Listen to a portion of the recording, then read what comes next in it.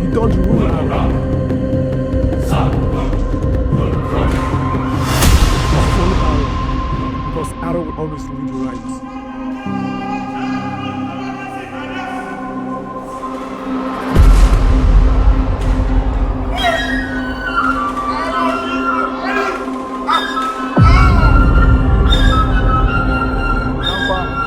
Very rich story about the Arochukwu kingdom, you know, where we try to look at the reign of Mazi Oji, who reigned for over 73 years.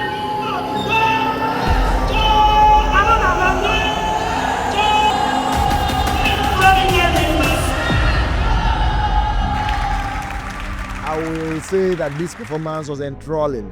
So the play is Odankwa, echoes from the drum. It was awesome. It was beautiful. It was the 28 days of stress, but it was worth it.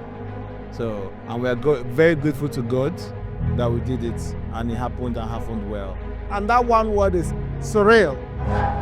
It's awesome. I think this is part of the rebuilding of the Arrow Kingdom. 28, he came into full power and was there 73 years later. It's a feat unequaled in the East and honestly in the whole world if you look properly.